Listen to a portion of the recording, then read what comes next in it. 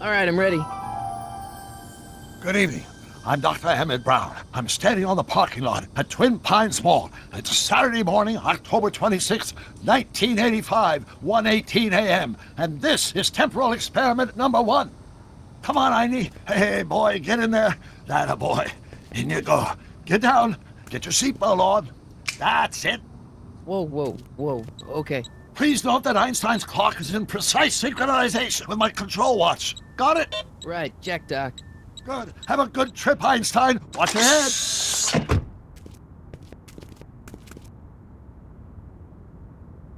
You got that thing hooked up to the car? Watch this. Yeah, okay. Got it.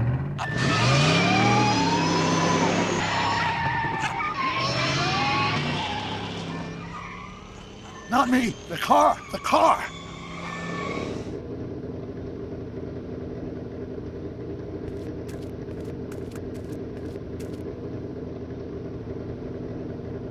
If my calculations are correct, when this baby hits 88 miles per hour, you're gonna see some serious shit.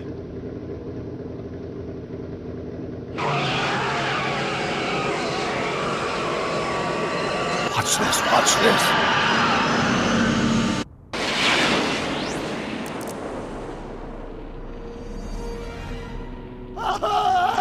What did I tell you?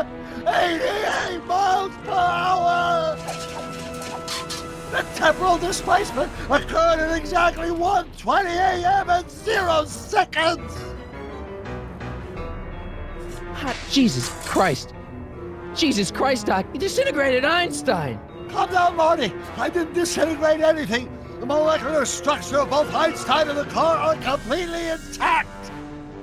Where the hell are they? The appropriate question is, when the hell are they? You see, Einstein has just become the world's first time traveler. I sent him into the future. 1 minute into the future, to be exact. And at precisely 1:21 a.m. and 0 seconds, we shall catch up with him and the time machine. Wait a minute, Doc. Are you telling me that you built a time machine out of a DeLorean? The way I see it, if you're going to build a time machine into a car, why not do it with some style? Besides, the stainless steel construction made the flux dispersal. Look out!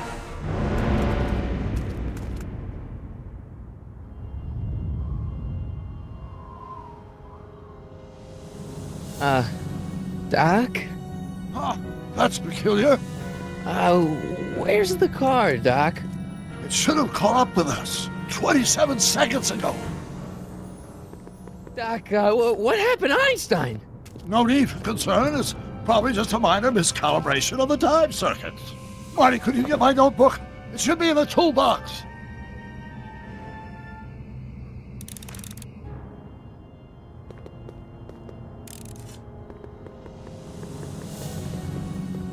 What's in the box? Don't touch that. It's plutonium. Plutonium? How do you think I generated 1.21 gigawatts of power?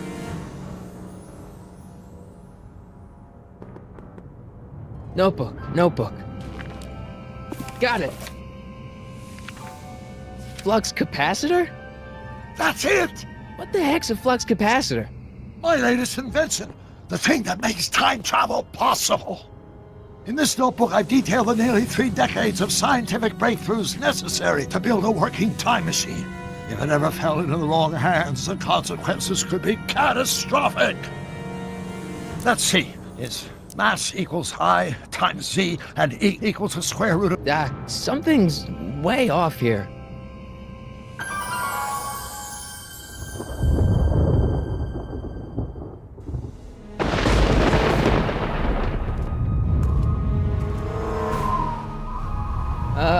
Doc?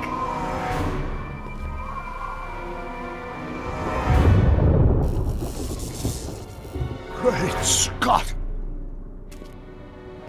Doc, what is it? I've made a horrible mistake!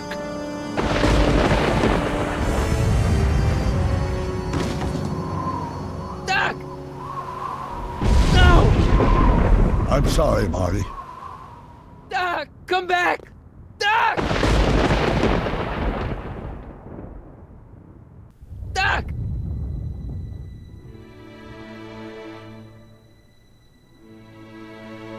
Marty, is everything okay?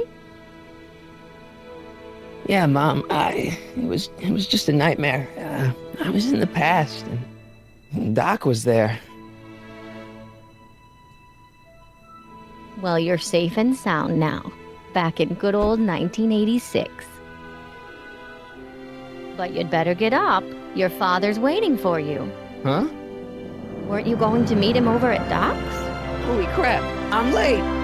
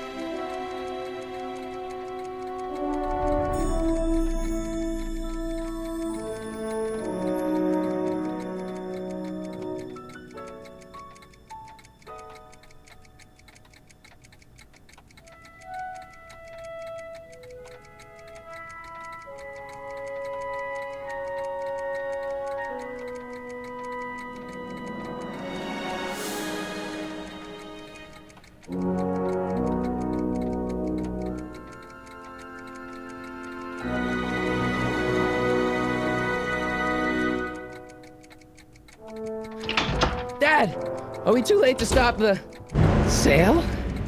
Better late than never. You wouldn't believe how much rare stuff there is back here. That's Doc stuff. The city has no right to. Now, son, I know you're upset, but your friend's been gone for months, and the city really seems hell-bent on using his land for that new parking garage. And, hey, is that a first edition Jules Verne? It's just not fair. But at least things can't get any worse. Hey, Marty! Hi, Biff. Come to see if the old crackpot had any buried treasure? Nah, I guess I'm just remembering.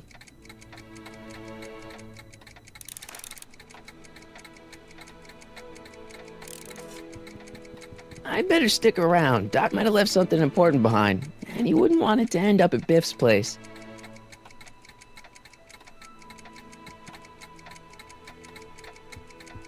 Hey, let me... Now, Biff, leave Marty alone. This is a very emotional time for him. Oh, sure. Sorry, Marty.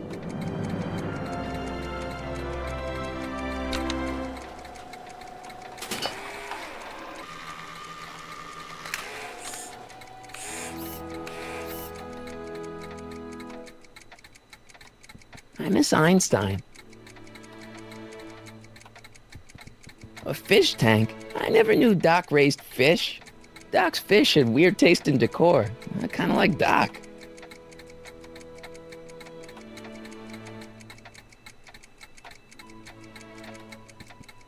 I wonder why Doc didn't take any of these with him.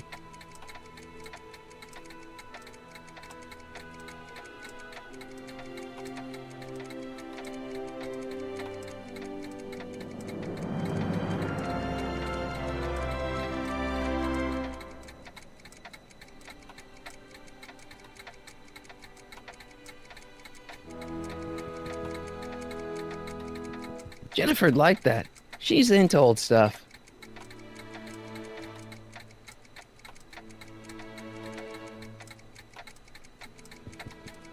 Does nature contrive it so that even with a time machine, you can intervene to prevent your own conception, for example?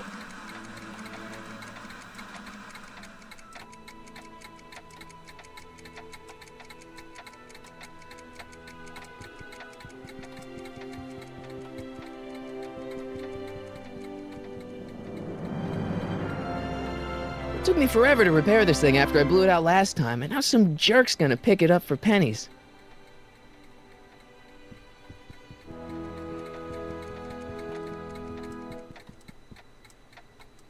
Looks like a hand-crank lightning rod, or maybe a lightning-powered pencil sharpener.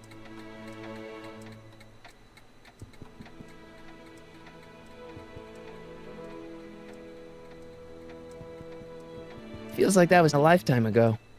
Actually, I guess it was. Doc must have whipped up some crazy compounds in that cauldron. It smells like beef stew. Hope that wasn't poison gas or anything.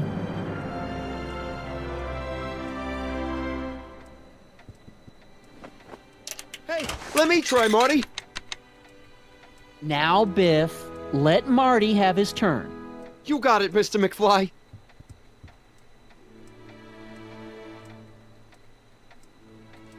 Doc built this model at downtown Hill Valley way back in 1955. The clock tower in the courthouse even works. What the? Is that Doc's notebook in there? Hey, that looks just like the courthouse. You gotta hand it to the old coot. He was good with his hands. Biff, can I see that a minute? This would look great in my fish tank. Give the old carp something new to nibble on.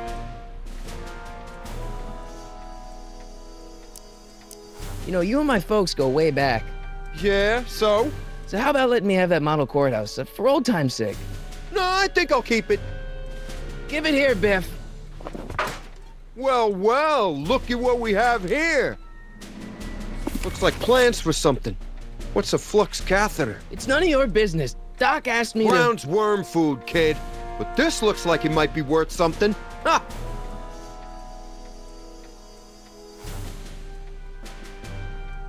Seems kind of empty without the courthouse.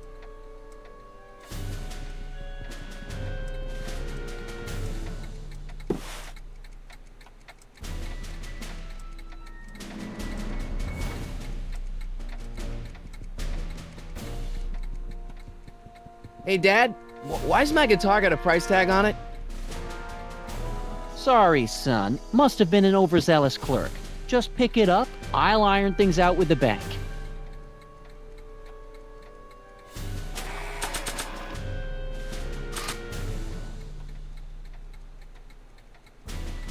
Let's make some noise.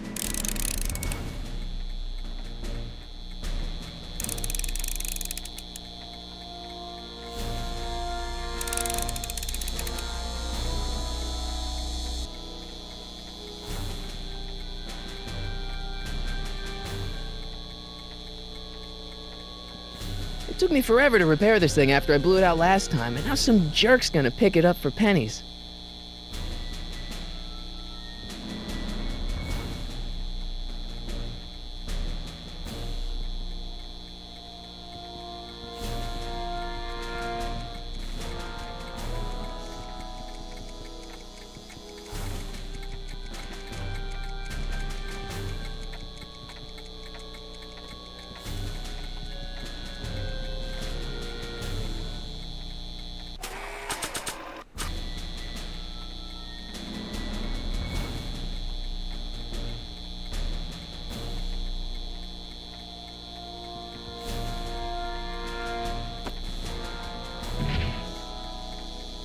Here's an oldie, but a goodie. 1, 2, 3. Hey, look, it's Chuck Butthead. Let me show you how it's done. Now, Biff, I think that's Marty's guitar. Oh, gosh, you're right, Mr. McFly. Here you go, Marty. Let's hear a few licks.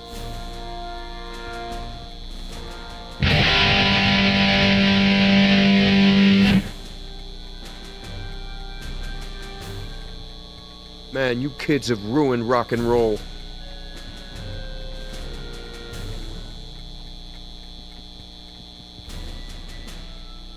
Hey, Dad. Who's running this sale anyway? Oh, that'd be me, son. You? Why? Well, once it became apparent that the bank was going through with the sale, I volunteered to oversee it in order to make sure that Doc's stuff would be treated with a modicum of respect. Isn't that right, Biff? You got it, Mr. McFly.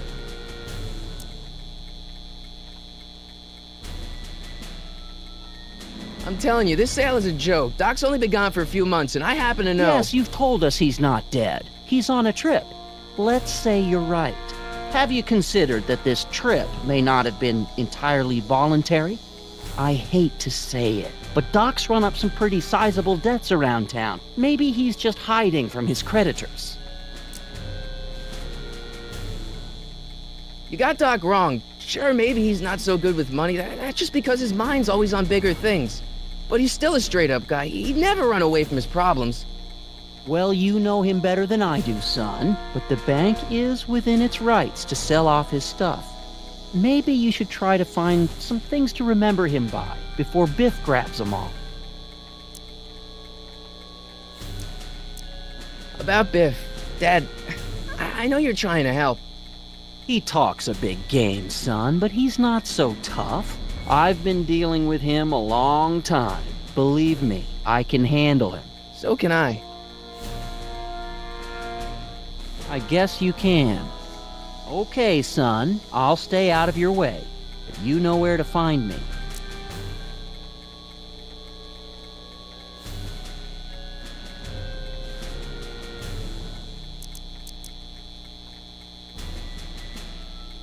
Problem?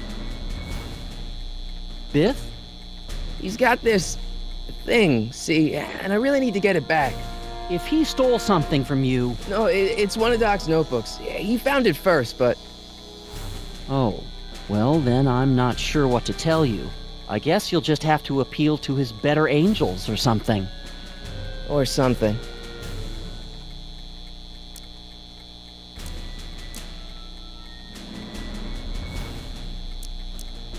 Do you think dreams can predict the future? Well, you know I don't go in for that mystical stuff, but I do think they can reflect how you're feeling about the future.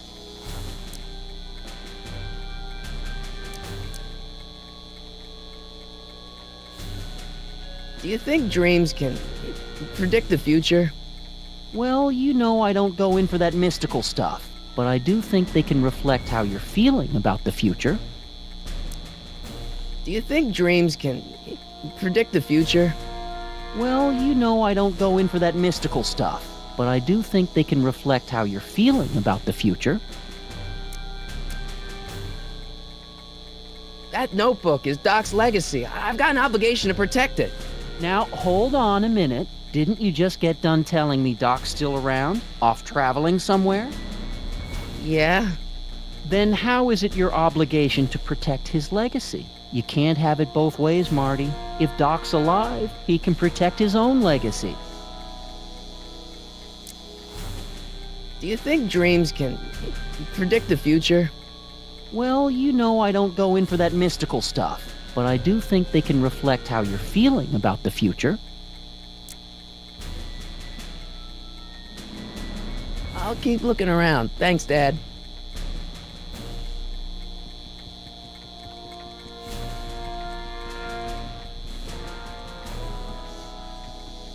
Hey, Biff.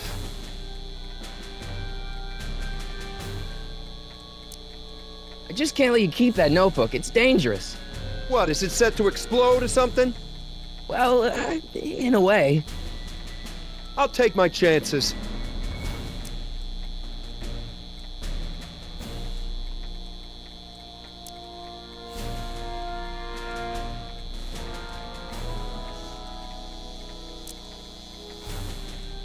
It's just a notebook with Doc's scribblings. What did Doc ever accomplish? Nothing. Then it's worthless, right? If it was really worthless, you wouldn't want it so bad. That notebook wouldn't mean anything to you. You wouldn't even understand what's in it. You calling me ignorant?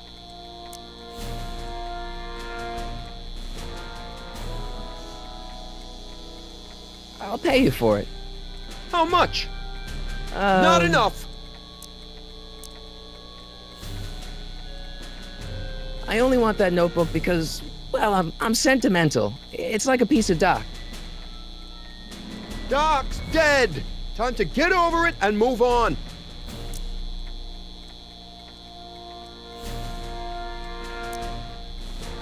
I'll pay you for it. How much? Not enough. I'll pay you for it. How much? Not enough. I just can't let you keep that notebook. It's dangerous. What, is it set to explode or something? Well, in a way. I'll take my chances. Never mind.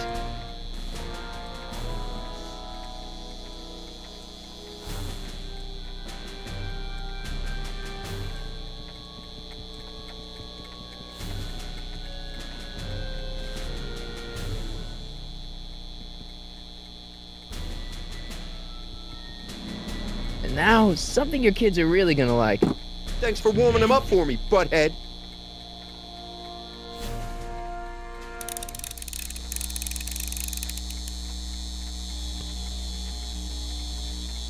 Now watch me blow the lid off this joint. Whatever you say.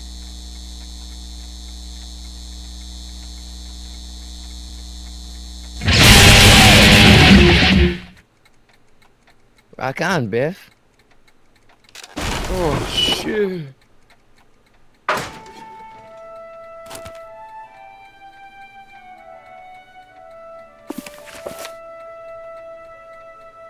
Doc, where are you?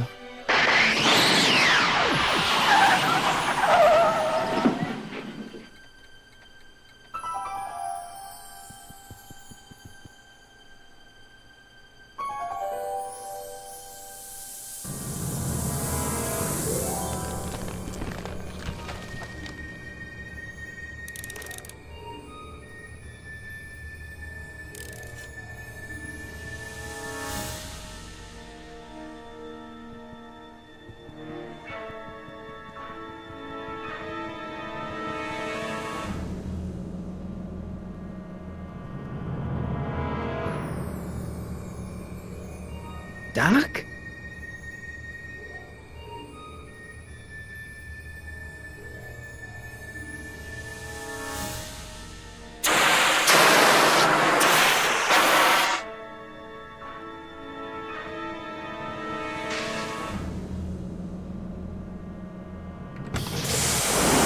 Einstein! Where do you come from, boy? Didn't you bring Doc with you?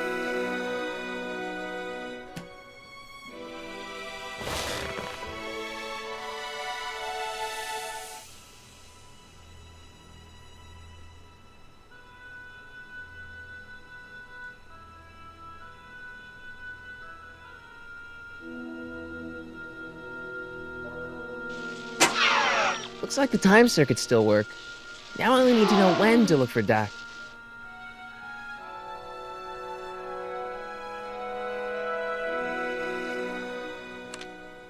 Marty? Ah! Marty, if you're hearing this recording, then the DeLorean's automatic retrieval feature is a resounding success.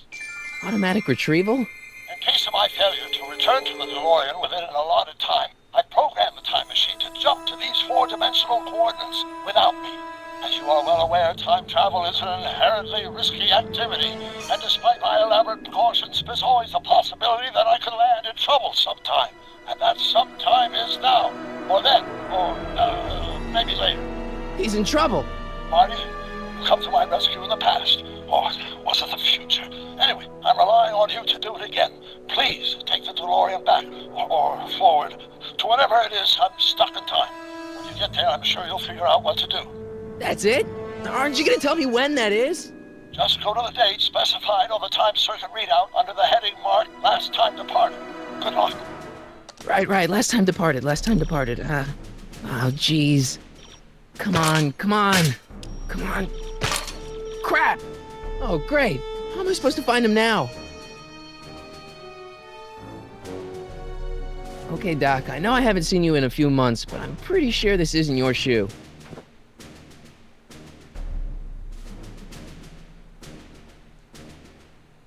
I probably shouldn't fiddle with the time circuits again until I know when to look for Doc.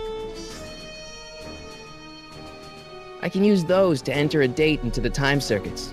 Once I know when to look for Doc.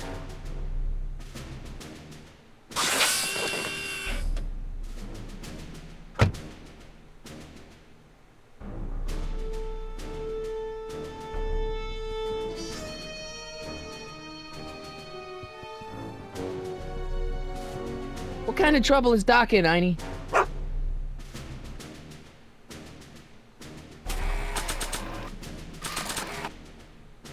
What do you know about this shoe, Einie?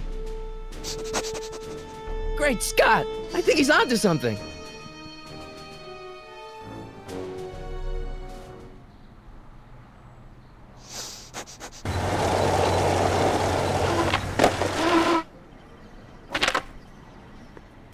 Okay, now we're getting somewhere.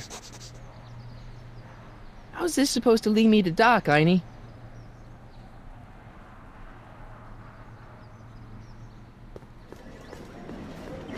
I guess there's time for a quick game.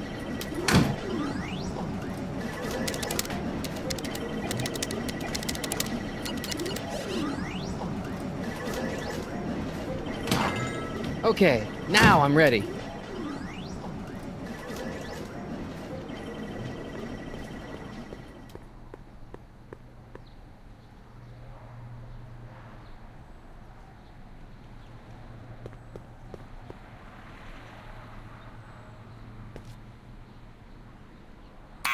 Step away from the door! Ah! Now, let me get a look at you. Einstein, come on! Just as I suspected. Hooligans! Get along now! Scat! I'm not a hooligan, ma'am. I'm a teenager. I wasn't born yesterday, young man. Aren't you the miscreant who skateboards through the town square every morning between 8 and 8:30 in a decidedly unpunctual manner? Yeah? All skateboarders are hooligans. It's a fact. Look it up. State your business, child. You're making me miss Merv. Well, see, that's the thing. I'm not sure why I'm here. Einstein here brought me, and... Well, E. Strickland. You aren't related to, Vice Principal Strickland, are you, ma'am?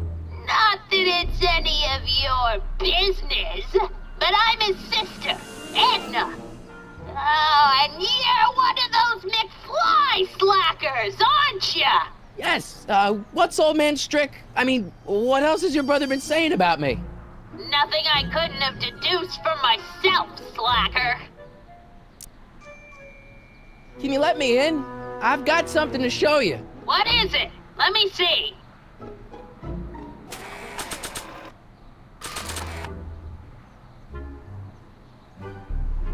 A shoe? Now what would I want with a... Huh? Stay there!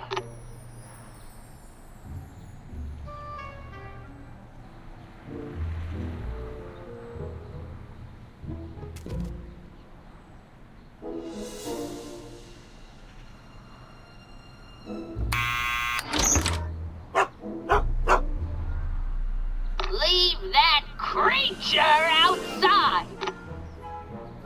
Sorry, Einstein.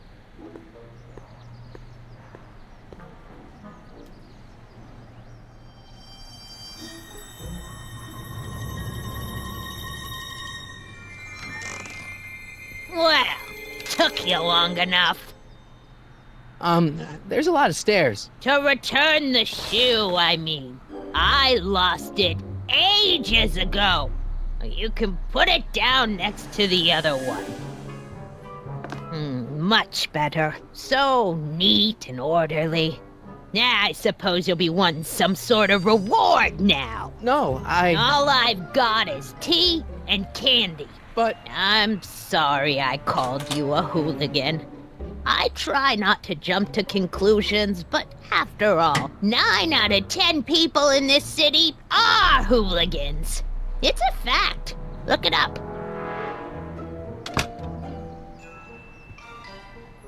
Have a seat, Sonny.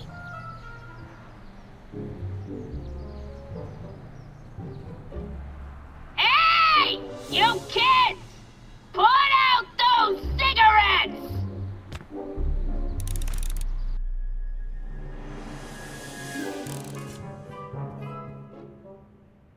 mind if I take a look? Go ahead, dear. Man, these are powerful. I could see Biff going into the video store.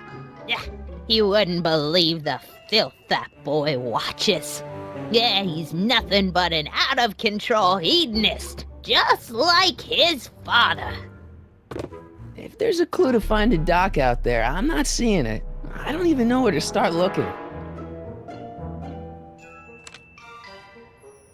Hey, there's Jennifer's mom coming out of the market. Mrs. Parker? I find it curious that she always uses the same strapping red-headed bag boy. Don't you? If there's a clue to finding Doc out there, I'm not seeing it. I don't even know where to start looking.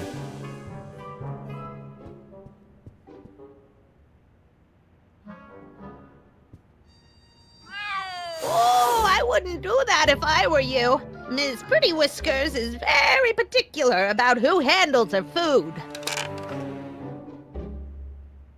Miss Pretty Whiskers? Miss Pretty Whiskers? Miss Pretty Whiskers? Miss Pretty Whiskers? Man, she keeps it hot in here. That's the kettle. I'll be right back with some tea. And don't touch anything.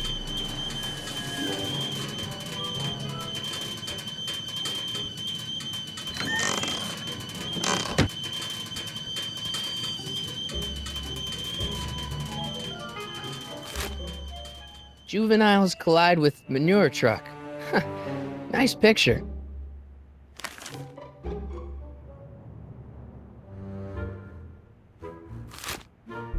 Brown Mansion destroyed. 1962. No, that's not where Doc's stranded. I don't even know where to start looking for clues in these stacks. Wish I could narrow it down to a year at least.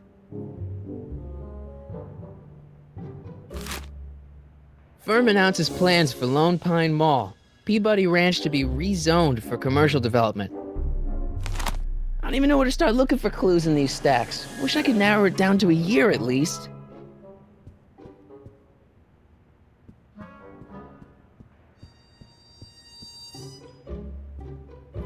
The polite guest stays out of the host's kitchen, Mr. McFly.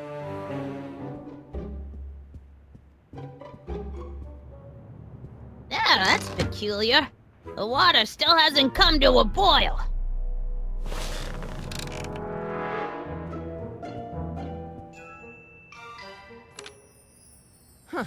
Looks like the clock tower repairs have stalled out again. Oh, the wheels of justice grind slowly, but exceedingly fine. Except in Hill Valley, where they don't move at all. Ha! Okay. If there's a clue to finding Doc out there, I'm not seeing it. I don't even know where to start looking.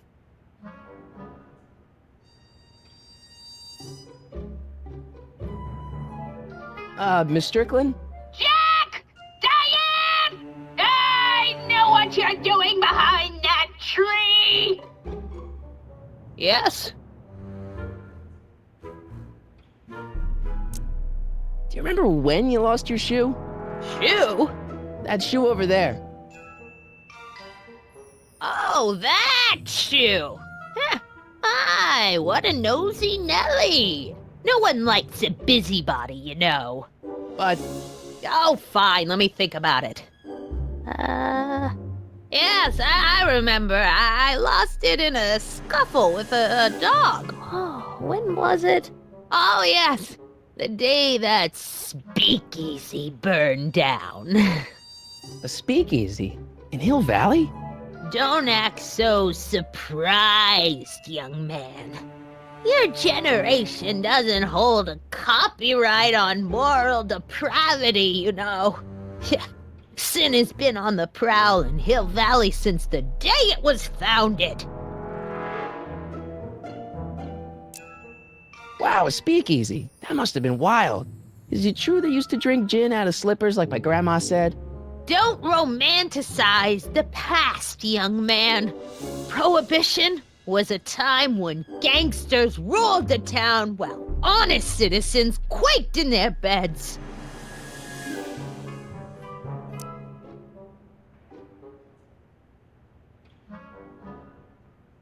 So where was it?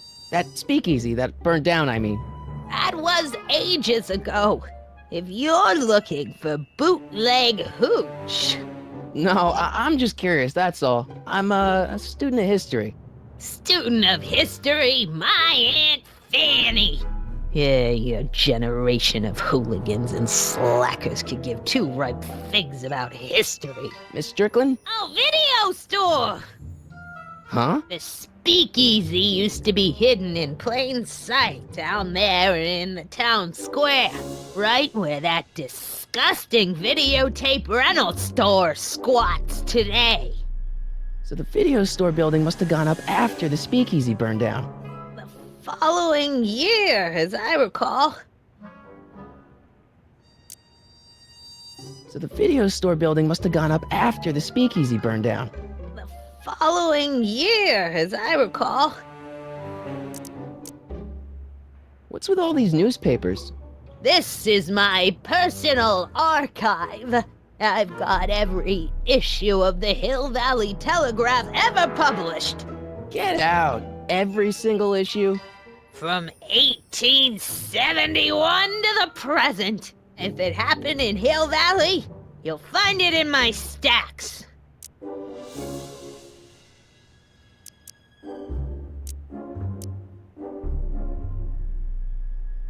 Doing some stargazing? Oh, I set my sights on the lower things. Is that? Lieutenant! Get away from that hubcap before I call your father!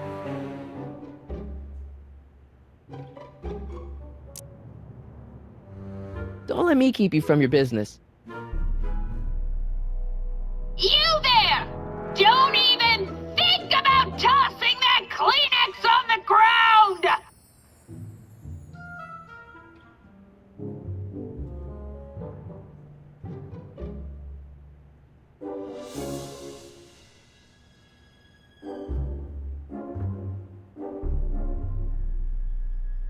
Rebuilt in February 1932.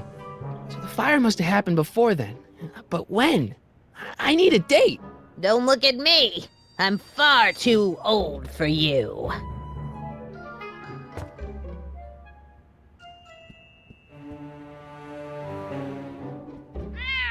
Miss Pretty Whiskers?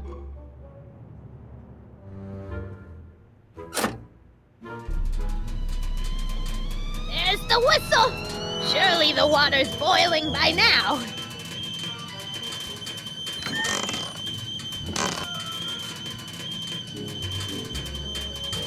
Let's see.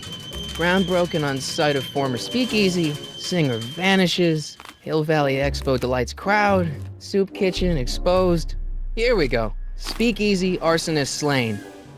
Legal procedure gave way to old-fashioned vengeance last night when a mob descended on the Hill Valley police station. The suspect in the speakeasy arson case, a drifter known as Carl Sagan, was pulled from his... Carl Sagan? It's Doc! Killed by a mob. What's the date? June 14th, 1931. Jeez, I gotta rescue him. My newspapers! Sorry, Miss Strickland. Let me... No! You've gotten my history out of order! Oh, do you know how long it'll take to fix what you've done? Oh, get out! Get out! Get out! Help! Police! I'm being attacked by hooligans!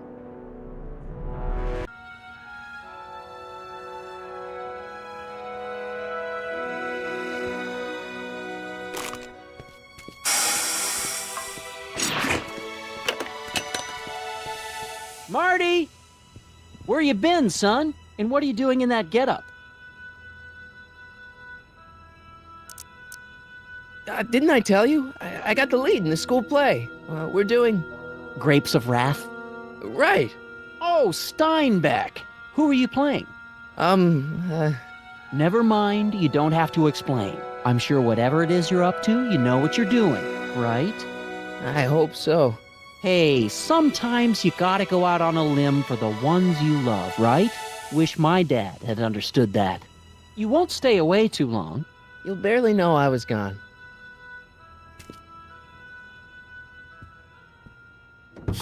You ready to go, Einstein?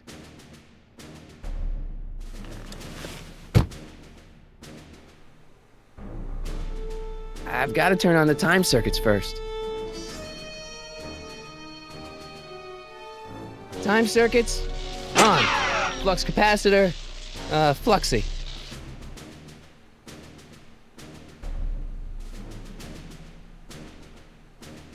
Okay, if Doc's gonna get killed on June 14th, 1931, I'll just show up the day before and get him out. I hope you know what you're doing, Doc.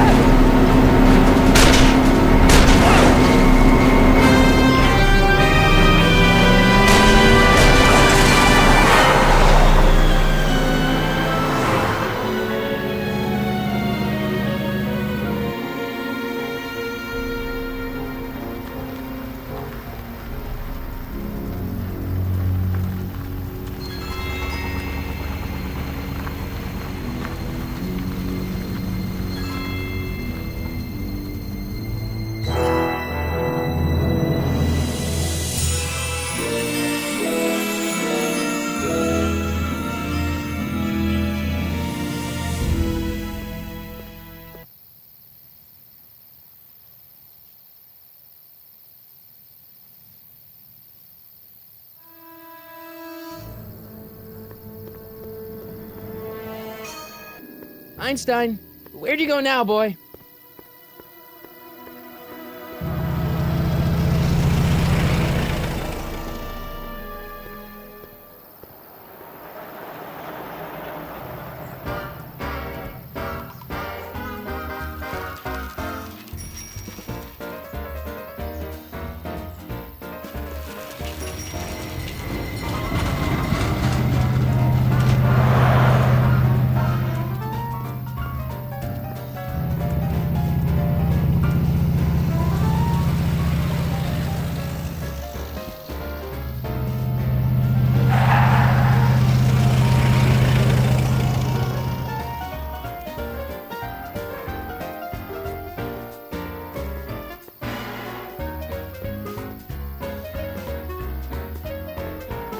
Young man! Excuse me, young man! Who, me? You're the only man in the street, and I'm looking for a man-in-the-street reaction. Naturally, you know about the explosion that destroyed this illegal gin establishment. I read about it, yeah. What's your opinion of Carl Sagan, the stranger who single-handedly did what the law has been unable to do for 10 long years, namely, rid Hill Valley of the scourge of liquor?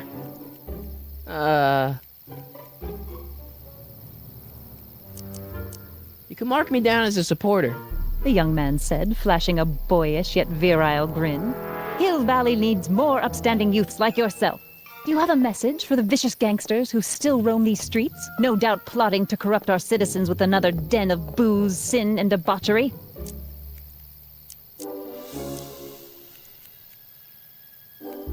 No, not really.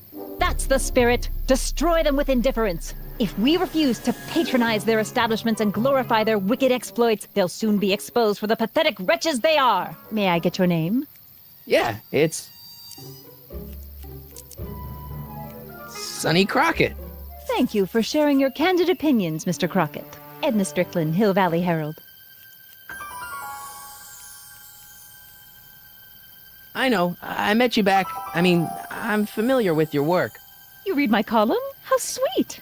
I know it's just an etiquette column, but I believe it'll lead to bigger and better... Oh! Einstein, no. Down, boy. Is this wretched creature yours? He assaulted me once before. What's got into you? Aggressive dogs must be kept on leash at all times. It's the law. Look it up. Doc. I gotta find Doc.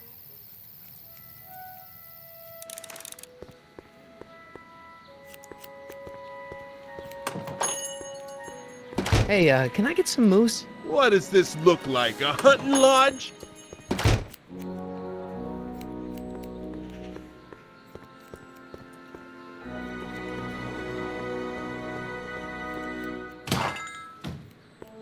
You gonna buy anything? No. Then get out, Bob. I guess this is where the speakeasy burned down. How'd Doc ever get mixed up in that?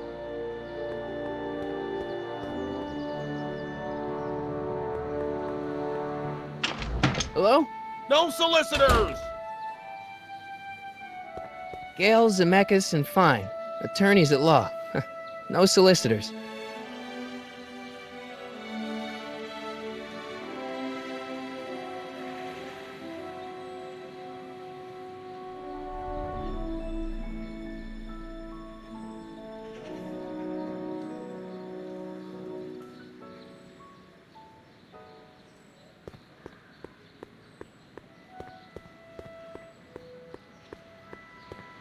Lamont's House of Ermine. I guess there's not much call for fur coats in the middle of the Depression, especially in June.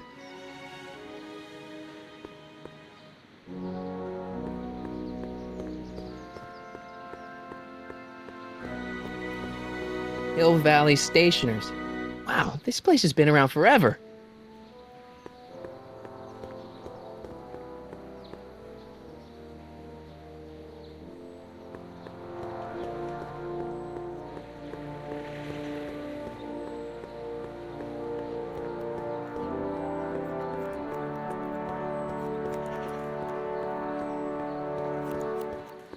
Majestic Arms. Transients welcome. Where is the jail in 1931 anyway?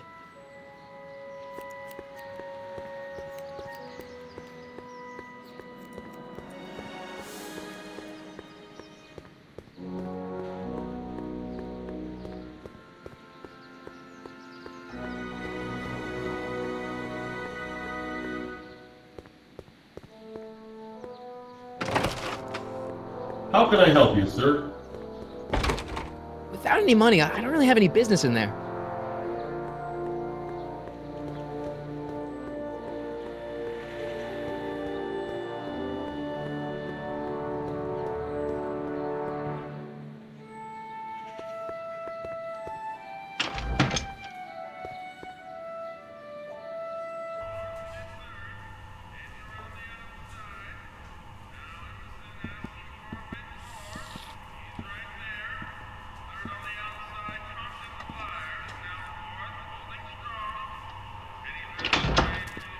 McFly! Biff? Kid! Grandpa? That's Mr. Tannen to you, Artie. What are you doing out here? Well, I was getting kind of hungry, so I figured I'd come down here for some free soup. Just thought I'd come down for some soup. Think, McFly. The DA's throwing around subpoenas like Babe Ruth. I don't think Ruth's a pitcher anymore. Shut it! If one of those subpoenas landed in the hands of my number cruncher, I'd be in a whole lot of trouble. I could even get sent up the river. You wouldn't want that, would you? Would you? No, of course not, kid. All right, that's better. What are you looking at, punk? Keep your eyes on the soup, kid. Well, What? what are you still doing here? Sorry, kid. I'll just run back to the safe house. You do that. And McFly, Yes? that hat's too flashy. You better let me hold on to it. Now scram! You got it, boss. And don't come out until I give you the all clear. I swear, if even one of you mooks could add 2 + 2 without your fingers, I'd dump that wimp into the lake. Hey! Anyway, I'm off to make myself irresistible. Don't let anyone burn down the shop while I'm gone.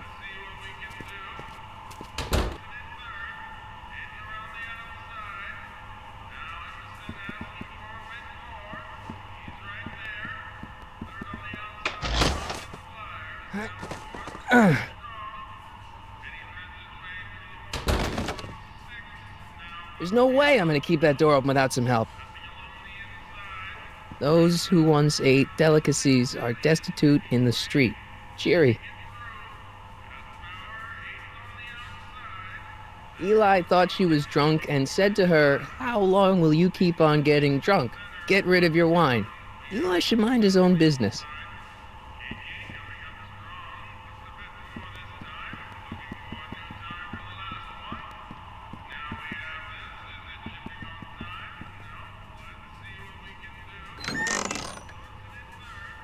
The kitchen's for management only, rummy. Whoa! Looks like these pipes go into the basement.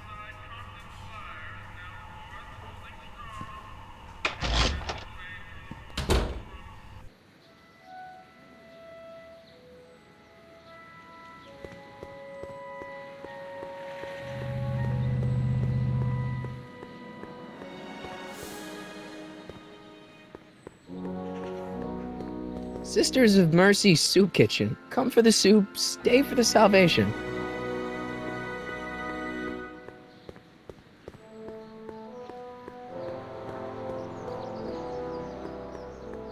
Hill Valley Police Station. Cripes, this place looks old, even for 1931.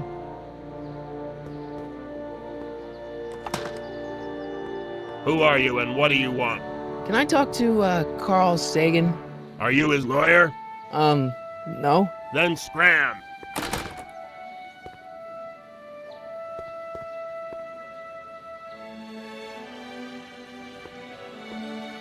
Doc!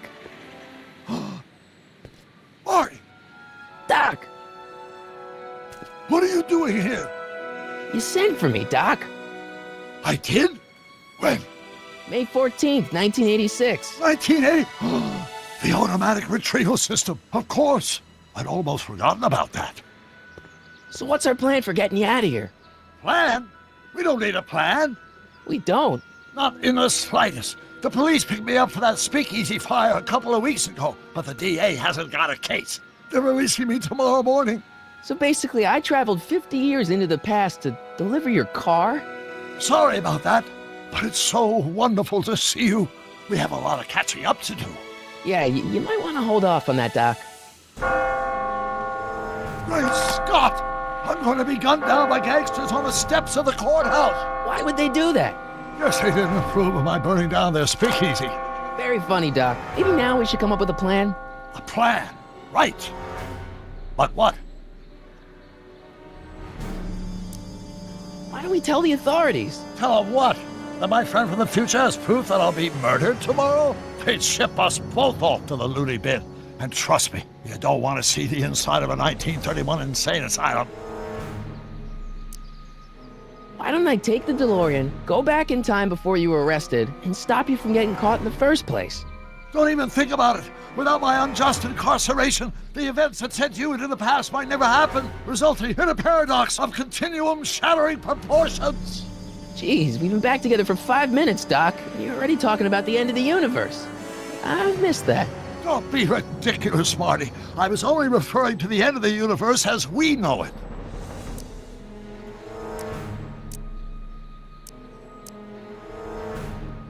Why don't we try to tough it out? Now that we know what's coming, maybe we sneak it past the gangsters with a bulletproof vest or something. That might work with 1 or 2 bullets, but from the looks of this article, it appears that I'm going to be mowed down in a hail of Tommy gun fire that rendered the innocent stranger little more than a pulpy mass of bones and gristle. Who writes like that?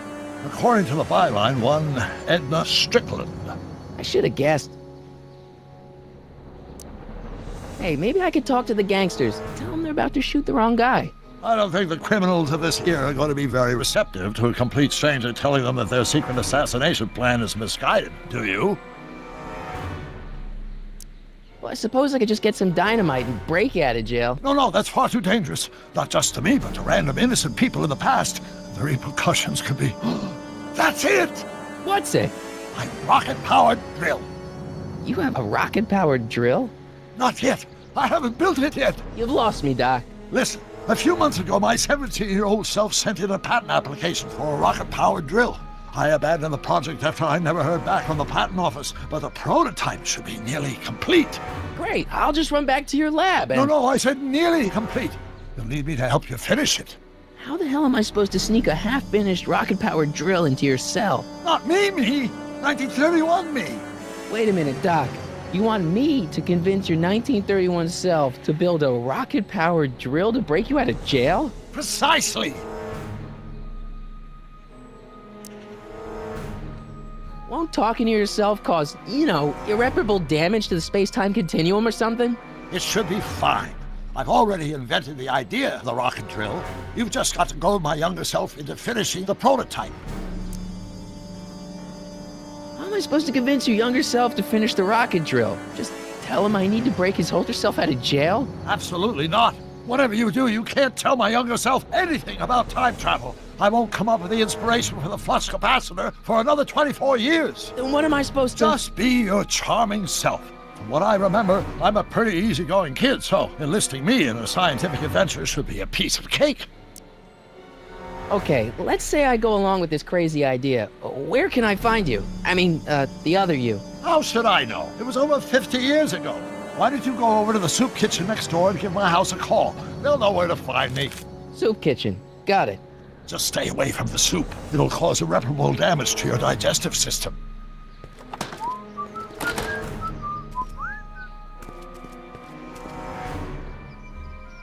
I guess I better get started. Don't worry, Doc. I'll get you out of here in no time. I'm not worried. Once you and my younger self put your heads together, you'll be unstoppable. Psst, Doc! Marty, have you found my younger self yet?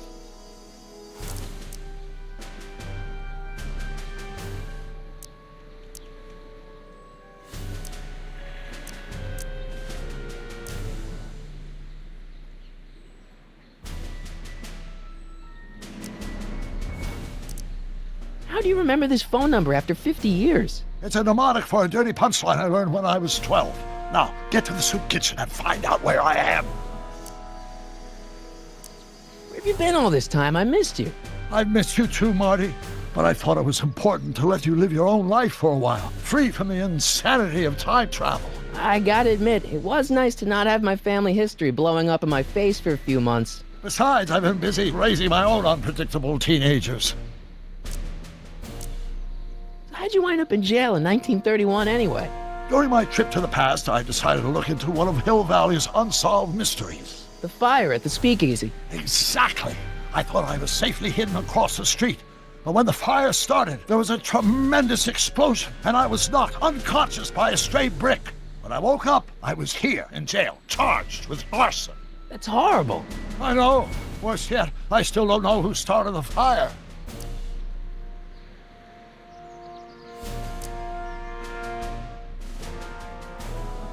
So how are Clara and the kids? They're fine. Right now we're trying to decide where to send Jules and Vern to college. Clara prefers the 2020s, but I'm partial to the 1960s. We're planning on visiting you and Jennifer in 2011 soon. Me and Jennifer? In 2011? Oh, forget I said anything. Where'd the DeLorean come from? The last time I saw it had been smashed to pieces by a train. It's a fantastic story. Do you remember when the DeLorean got struck by lightning in 1955? Yeah? Unbeknownst to either of us, the lightning produced a temporal duplicate of the time machine, one that was tossed 70 years into the future. What? I found out about it during a trip to 2025 and recovered it just in time to stop Griff Tannen from vandalizing the time stream. Heavy. So that DeLorean... is for all intents and purposes the exact same machine as the original. Plus or minus little bells and whistles I've added over the years, of course.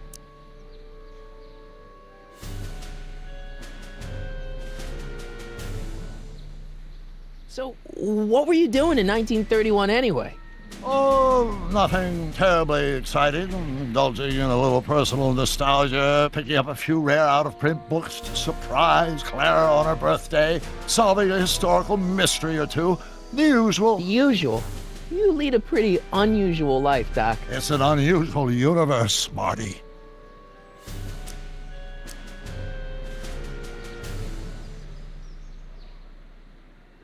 I hate to tell you, Doc, but your last time departed display is on the fritz. It is?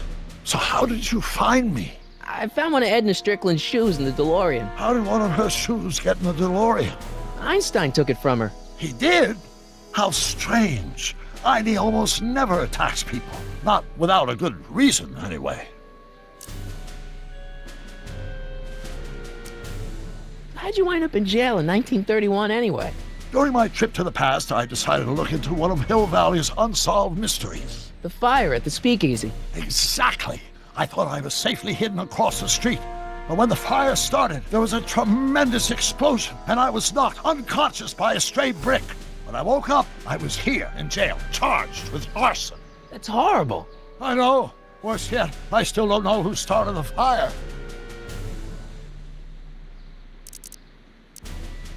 Guess who I bumped into at the soup kitchen? My grandfather. No! Don't worry, I didn't talk to him or change his future or anything. Good. I wish I could, though. This era's tannin is treating him like dirt. Don't worry.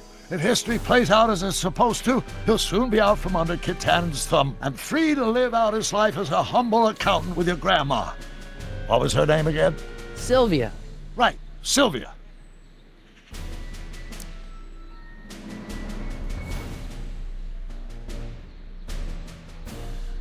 What's the story with this kid Tannen jerk anyway? Biff's father? By this time next year, he'll be pulling down a life sentence in San Quentin. There was even a song about it. Wait, if Biff will be born in 1938, and Kid will be in prison... As I recall, he escaped from prison in 1937 for about 3 hours. That's a busy 3 hours. No kidding.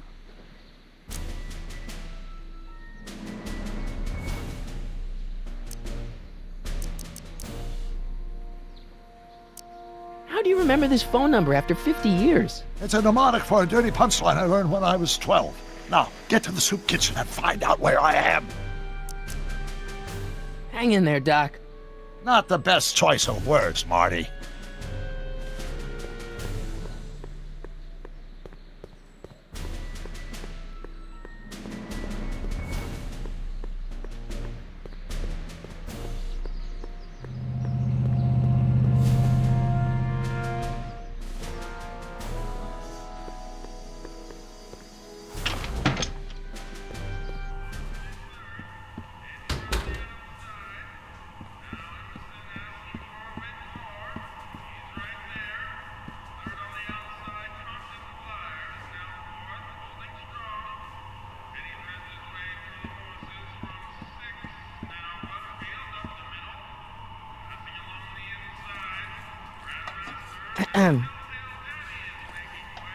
Okay. Hey, never mind.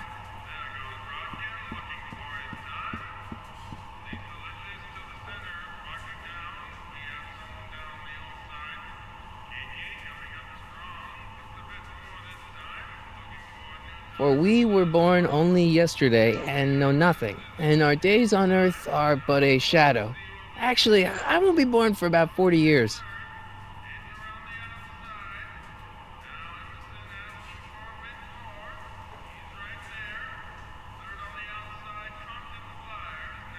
Like a thorn bush in a drunkard's hand is a proverb in the mouth of a fool. Heavy.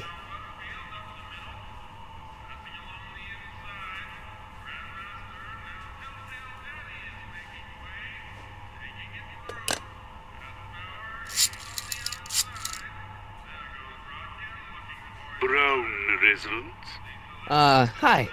Do you know where I could find Emmett Brown? Young Master Brown is currently tending to his clerking duties at the courthouse. Who may I say is calling? The courthouse? Doc never told me he worked at the courthouse.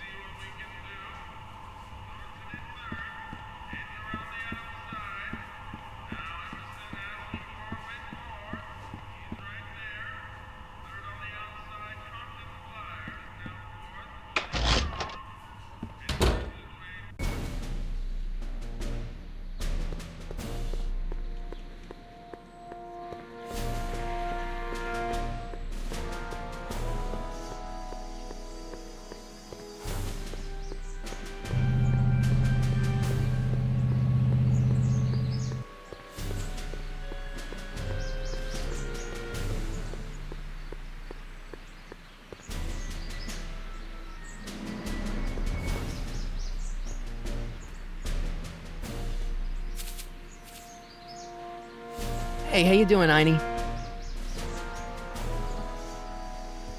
Young Doc's in the courthouse. I hope I'll be able to recognize him.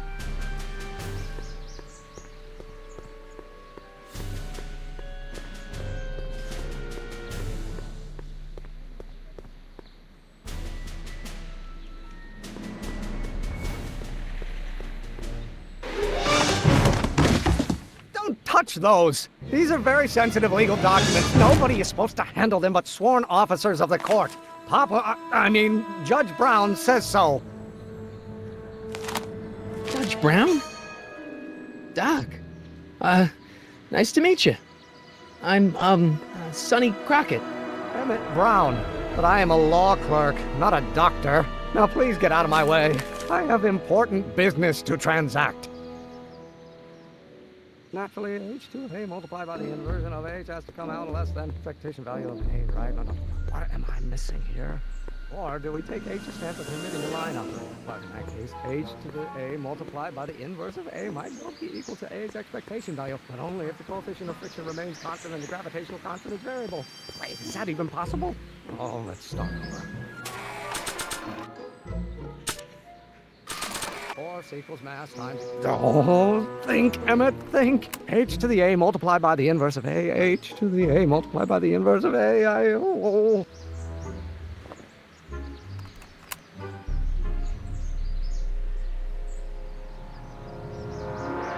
Acceleration, of course. That's new. But Listen, Emmett, you don't know me, but I'm your friend. I'm not big on friends. They get in the way of work. Listen, I understand you're working on a new invention in your lab. Invention? You must have me mixed up with somebody else. I'm in law. I have absolutely no interest in science.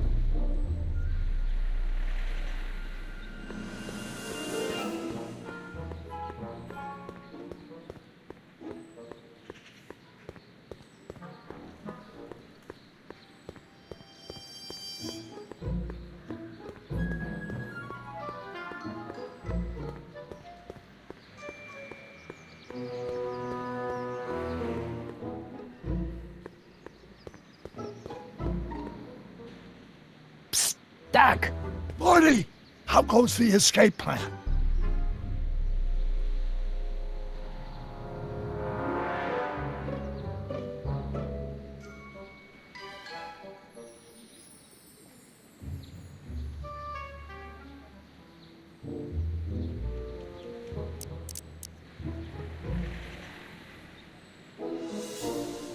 So, Doc, does this ring a bell? Oh, think, Emmett, think. H to the a multiplied by the inverse of a. H to the a multiplied by the inverse of a. Good grief! Is that me? I sound so... Young? I was gonna say intense. I forgot how wound up I used to get.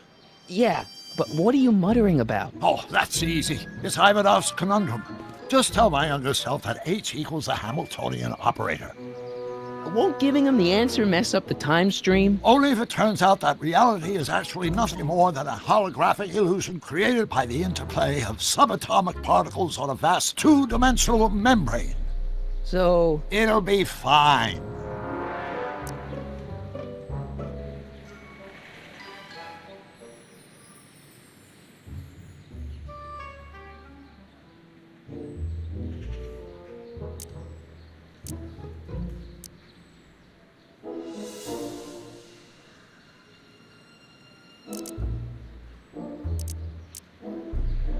What was H again?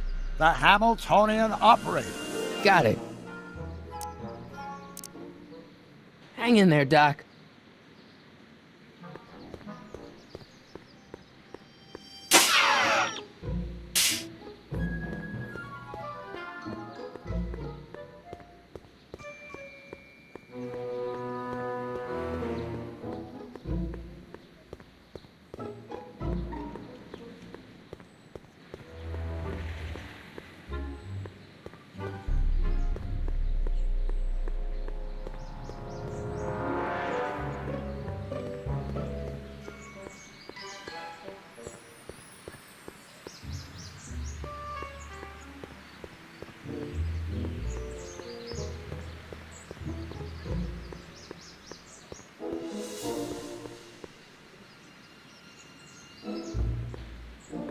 I better tell young Doc the solution to that formula before I forget The it. inversion of H has to come out less than expectation value of A, right? What am I missing here?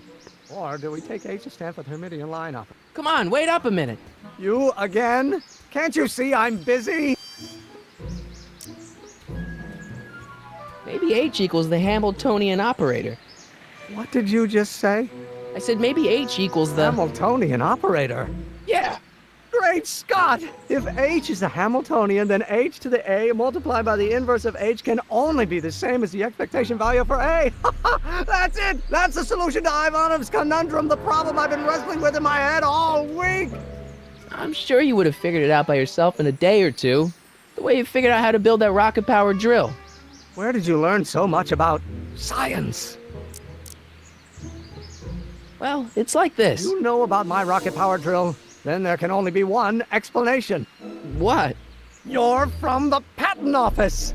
I confess I didn't quite know what to expect when I sent the paperwork, but I never expected this.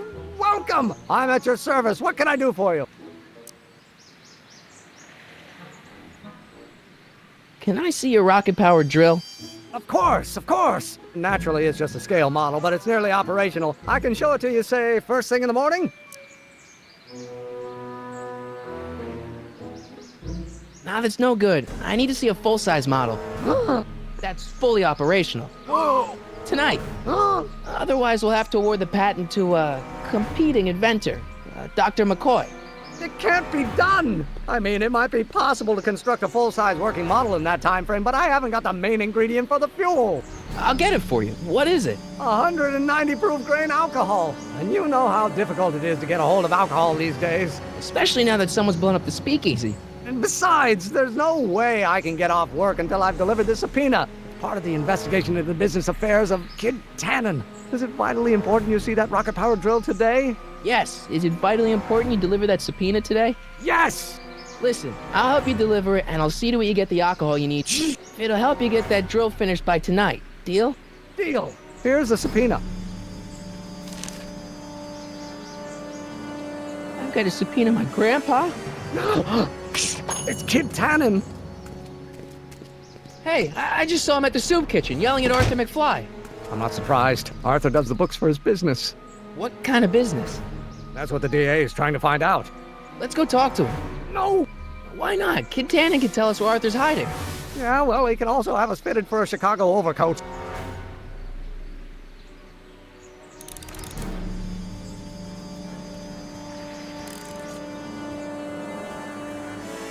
Hey, how you doing, Einie? Einie? It's short for Einstein. Einstein, of course! Because he was a patent officer just like you. You have to deliver a lot of subpoenas? Father's always sending me out to do these dirty jobs. He wants to expose me to different kinds of people. All he's exposed me to is a lot of new curse words.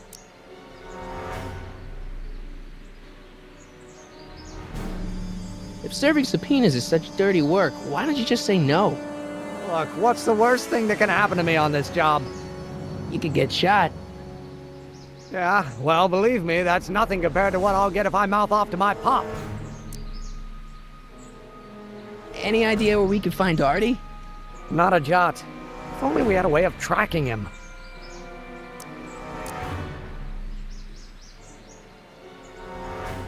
This subpoena's for Arthur McFly? Have you seen him? For a few seconds in the soup kitchen, but I think he's gone back into hiding. Brilliant deduction, Einstein. How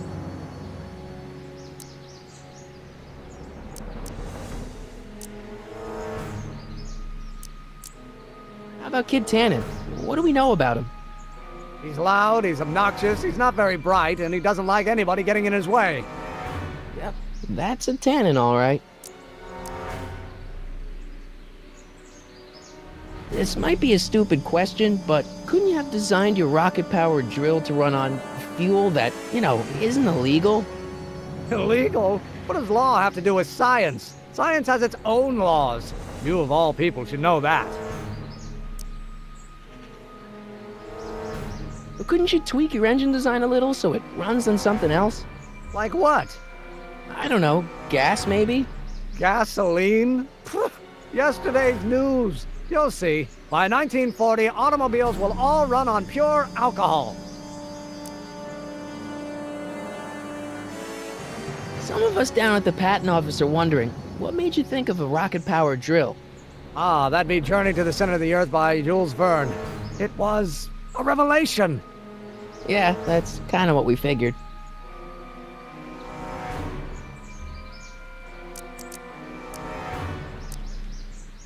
We'll get that subpoena delivered. My name isn't... Sonny Crockett! Yeah.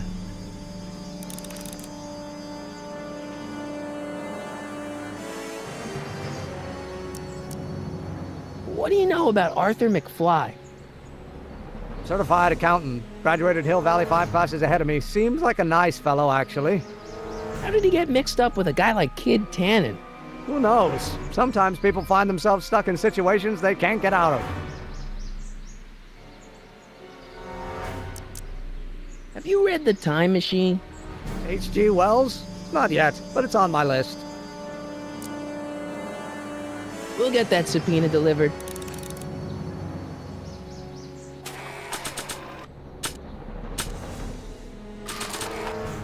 What's that? Something we're looking into at the patent office. What's it do? It records voices. Amazing! A portable audio recording studio. How does it work? Sorry, it's patent pending. I understand.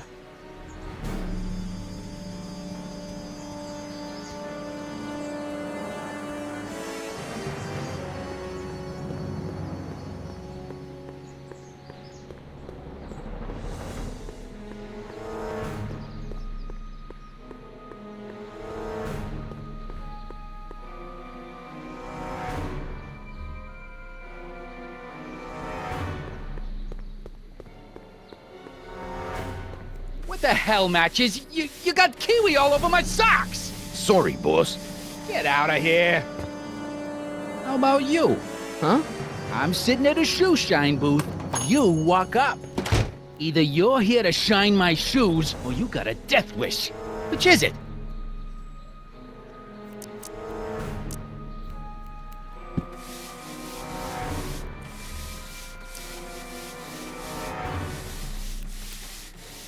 I'm looking for a guy named Arthur McFly. He's my, sort of a relative. Well, he's my employee. He's very busy today.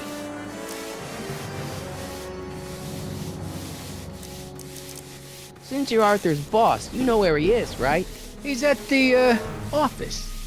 Where's the office? I forget. So when do you think Arthur will be leaving the office? When I tell him he can leave the office. Hey, you missed a spot.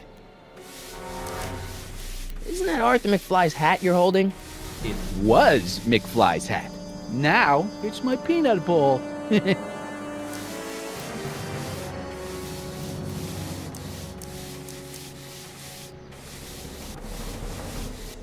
I have some peanuts? Why not? I'm a magnanimous kind of guy. Go ahead, knock yourself out. Hey, kid! Yeah?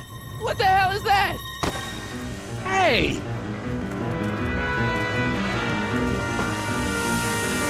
What did you do?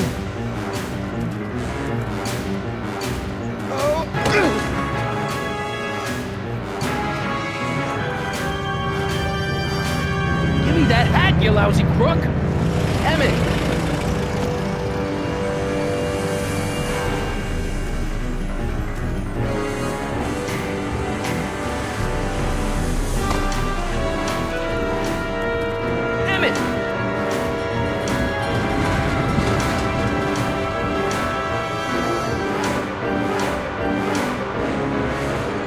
Nobody makes a monkey out of Kid Tannen!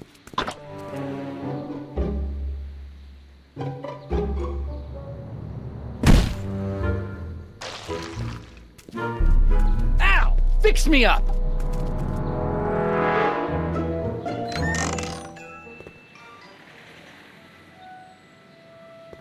Where'd you learn how to move like that? Sandlot football. They used to call me the Streak. Get out!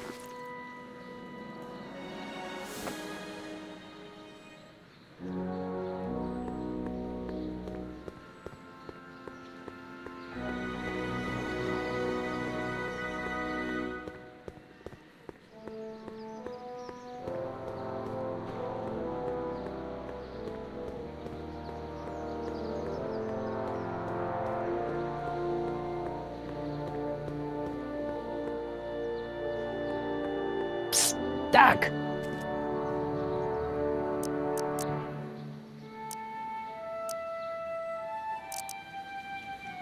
Your younger self needs 190 proof booze to fuel his rocket drill. Well, that could be a problem. I know, we're both underage. Underage, nothing. It's 1931 and alcohol's been outlawed throughout the country. Are you sure you're about to graduate from high school? I'm kidding, Doc. It was a joke. A joke? If I live to be 100, and I almost have, I'll never understand the teenage compunction to make a joke out of everything.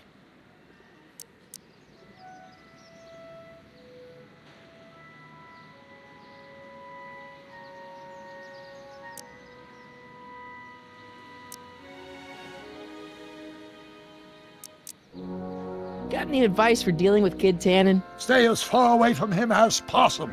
The criminals of this era may be snappy dressers, but most of them are violent psychopaths. Hang in there, Doc.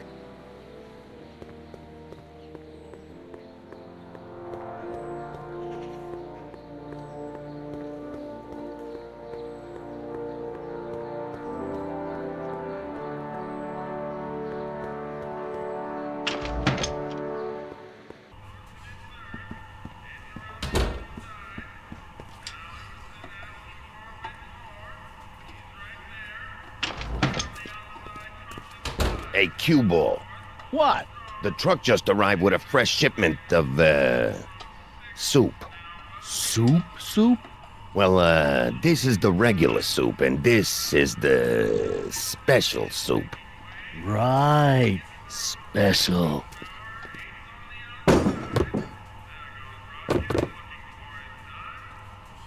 Hey, what are you doing?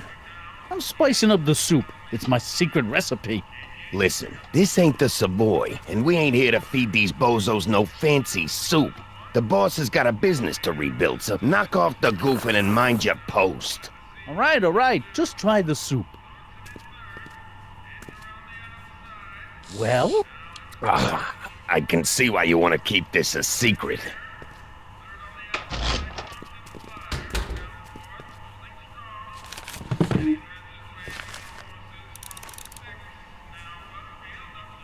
Looks like these pipes go into the basement.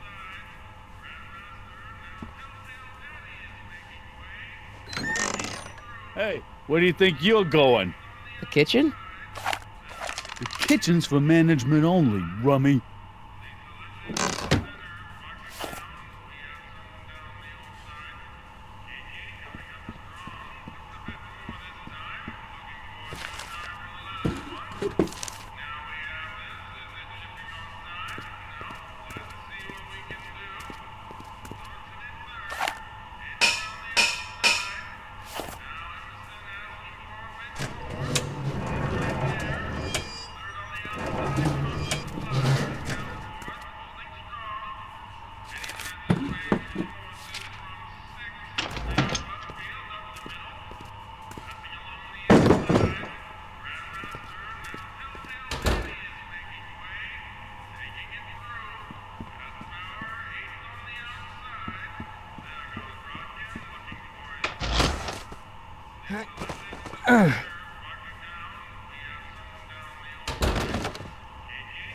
There's no way I'm gonna keep that door open without some help.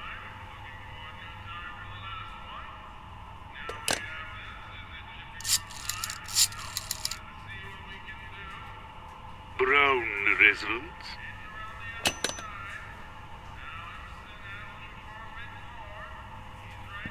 Huddle up, Emmett. Huddle? Just listen up for a second.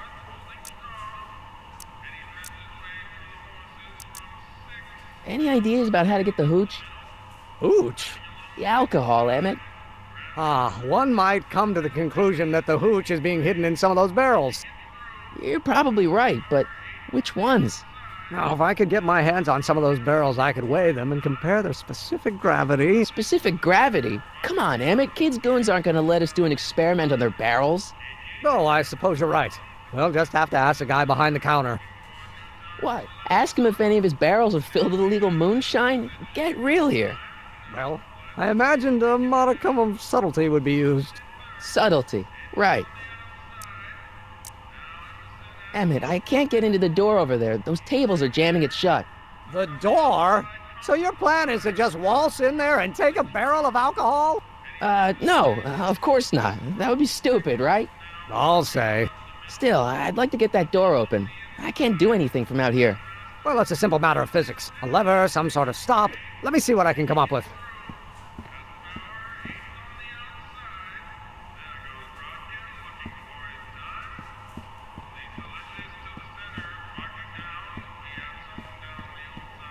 Eureka!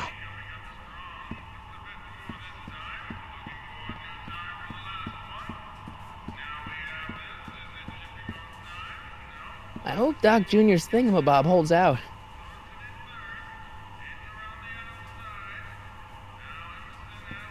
Emmett. Yes? Oh, that's interesting. Just a little mechanical ingenuity. In the end, the door is open. Yeah, good job. Obviously, this kitchen isn't the speakeasy. Indeed. This must be some sort of front meant to cleverly and legally obfuscate the existence of a hidden establishment of ill repute. Perhaps in the basement. Right, that might explain the elevator.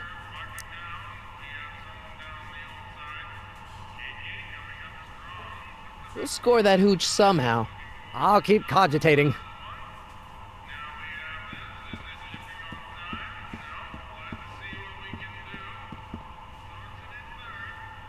Excuse me. You talking to me? So this place used to be a soup kitchen. What do you mean used to be? Despite recent changes in ownership, this joint is still available for the purposes of distributing food to the needy and the not-so-well-to-do, and no other purposes whatsoever. Right. Why's the soup in a barrel? 'Cause it's hard to ladle off the floor? So this place used to be a soup kitchen. What do you mean used to be? Despite recent changes in ownership, this joint is still available for the purposes of distributing food to the needy and the not-so-well-to-do, and no other purposes whatsoever. Right. Can I have a bowl of soup? You're a soup kitchen. What do you think?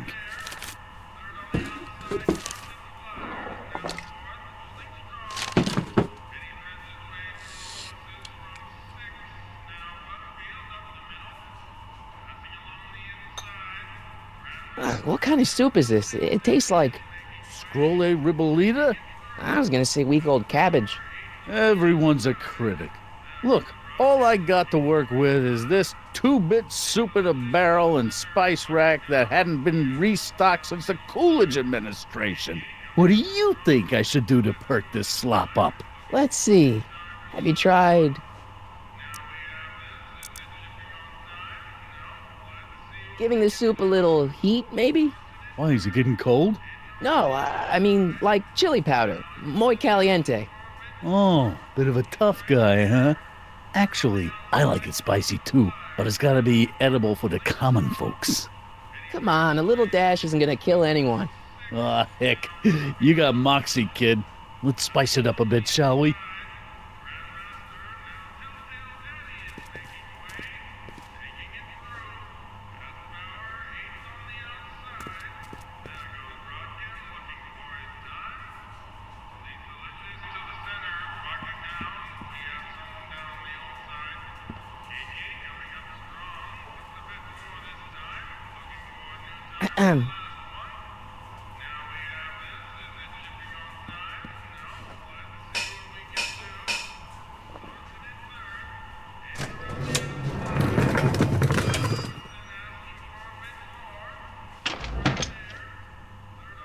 Ah, Miss Strickland. Come for some more soup? Come now, Mr. Donnelly. You know I wouldn't set one foot in this mockery of all that is good and decent if the poor of Hill Valley weren't so dependent on Mr. Tannen's overblown show of generosity. Was that a yes? Just give me the soup before I gag on the hypocrisy.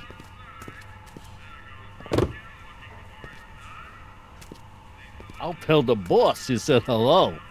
I'll just bet you will. Edna picked up the barrel of hooch. Now all I have to do is to get it from her somehow.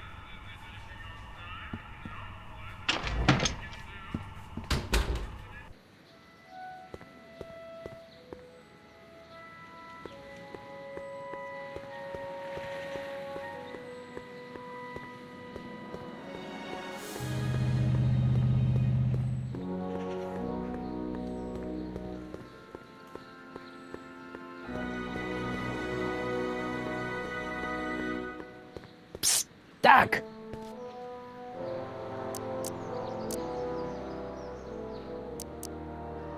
What do you know about Edna Strickland? Edna? We never really socialized when I was younger. She was a few years older than me, and we traveled in different socioeconomic circles. Why do you ask? She thinks you're a hero for burning down that speakeasy. She's doing a story on you. A story? Oh, yes, now I remember. Ask Edna, the etiquette column that doubled as a pro-temperance soapbox. She believed that the consumption of alcohol would inevitably lead to a complete societal breakdown. Sounds like a fun gal. You should have seen her when the hippies started showing up in the 60s. She just about lost her mind. That would explain a lot.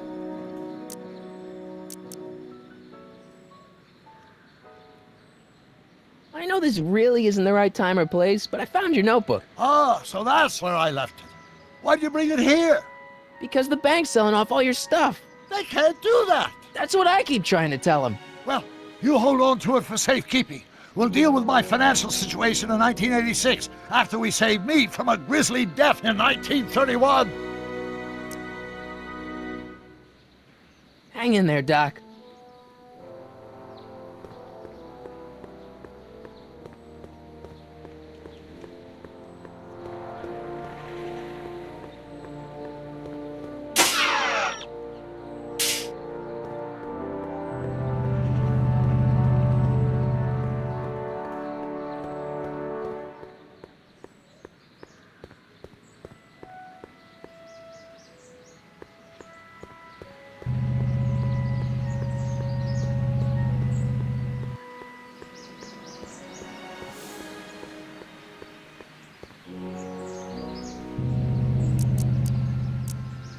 We'll get that subpoena delivered.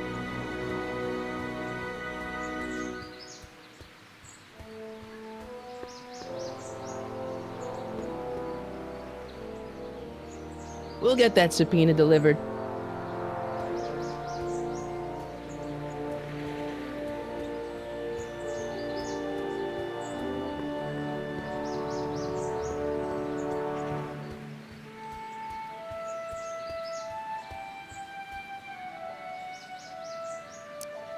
Any idea where we could find Artie? Not a jot. If only we had a way of tracking him. Have you read The Time Machine? H.G. Wells? Not yet, but it's on my list. We'll get that subpoena delivered.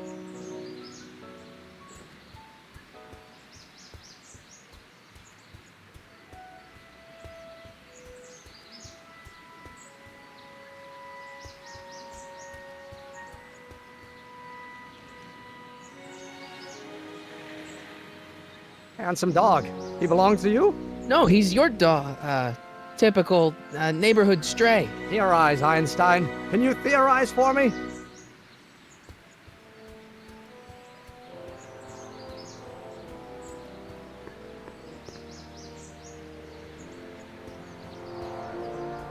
Nice bike.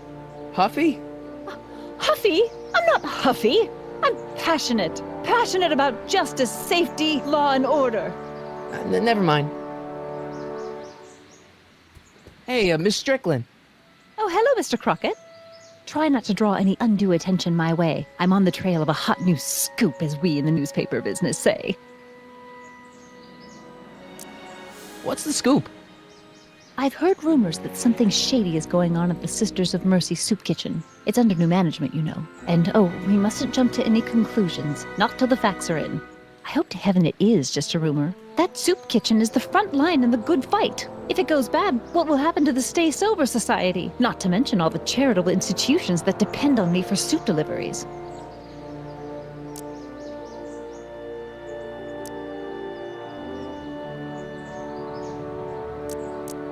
I'm sorry about the way Einstein lit into you back there. I don't know what got into him. Well, I hope you've learned to keep him under control. Yeah, I found someone to keep him distracted.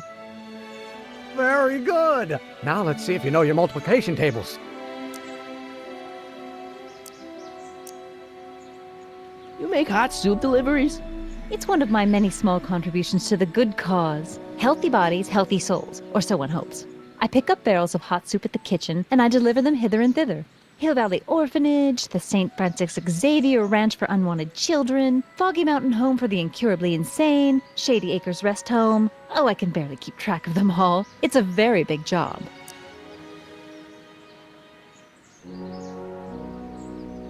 What's the Stay Sober Society? You haven't heard of the SSS? They do the most marvelous work, taking hopeless drunken bums and turning them into former hopeless drunken bums. I'm one of the founding members. And not to say that I was ever, well, you know.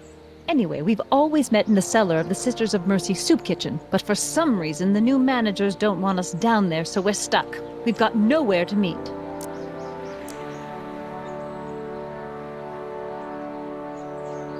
I'm sorry about the way Einstein lit into you back there. I don't know what got into him. Well, I hope you've learned to keep him under control. Yeah, I found someone to keep him distracted. Very good. Now let's see if you know your multiplication tables.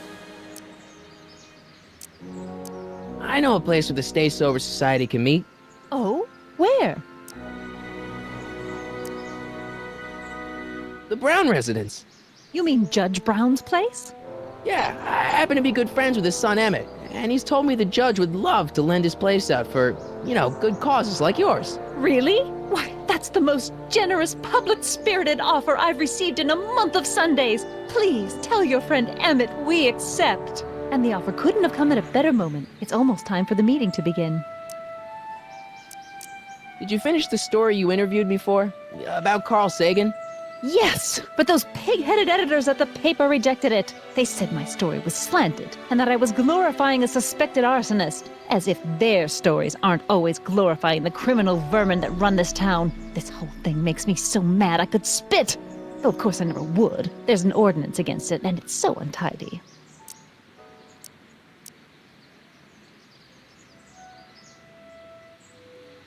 I'm sorry about the way Einstein lit into you back there. I don't know what got into him. Well, I hope you've learned to keep him under control. Yeah, I found someone to keep him distracted. Very good. Now let's see if you know your multiplication tables. Hey, I can help you deliver soup. I donate a lot of time to charities. Oh? Which ones? The, Mario Brothers. Ah, yes. The Italians do so many good works. If you'll just fix it so I can pick up the barrels of soup. Now hold your horses, let's not get overeager. I drive the soup cycle in this town, and I'm not about to turn it over to an upstart. But if you're well connected with the local charitable institutions... Yeah? You can let me know when they're running low on soup. As a matter of fact, I do know a local charity that's running low on soup. Oh? Who? The Rest Home. No, it's way past their bedtime. You asked me to tell you if one of the local charities is running low on soup. Does somebody need a visit from my soup cycle? The Stay Sober Society. That's right! They'll soon be gathering at the Brown estate, and we haven't provided refreshments. I can't get over the generosity of your friend Emmett, volunteering his father's house for our meeting. Huh? Oh, wait there!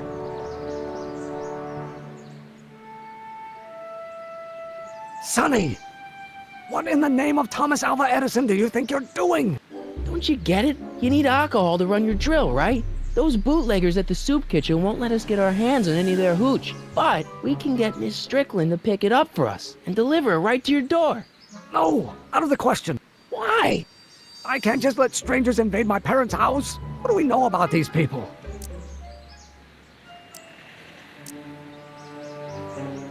They're a bunch of really great guys. We don't know that. They're sober. It says so right in the name. Well, okay, but Pop needs his peace and quiet at the end of the day. This meeting is sure to be too noisy for him. What's wrong with a little noise? It'll be like a party. I Pop is not the partying type. They'll be quiet. You'll be quiet, right? Oh, yes! I play my tambourine very softly. You hear that? Yes, but But what? but it's still impossible. But I promised Miss Strickland. It means so much to her. The answer is still no.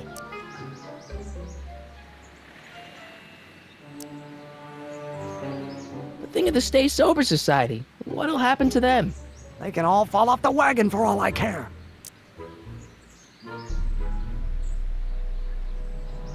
Okay, forget the whole thing. We don't have to test your rocket-powered drill tonight. We don't? No, I'll take the train back to Washington and I'll tell the folks at the office to give the patent to Dr. McCoy. Wait!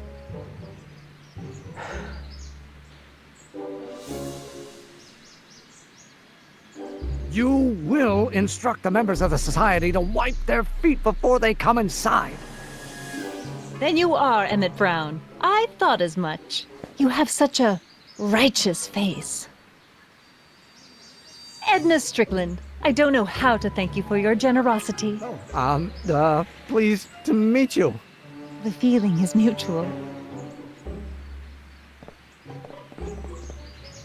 I've got a bad feeling about this. You worry too much, Emmett. Now all we gotta do is serve that subpoena, and we're off to build your rocket drill. And get my patent. Yeah, your patent.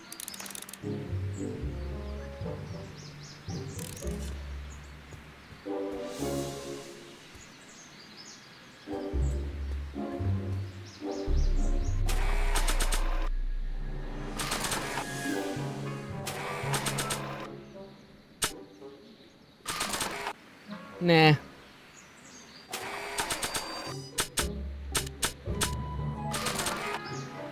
I probably should avoid blowing Emmett's mind any more than absolutely necessary.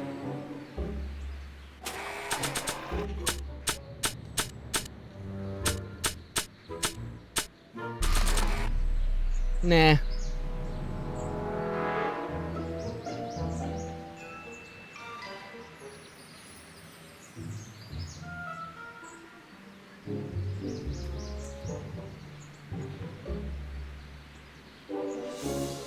Theorize, Einstein. Can you theorize for me?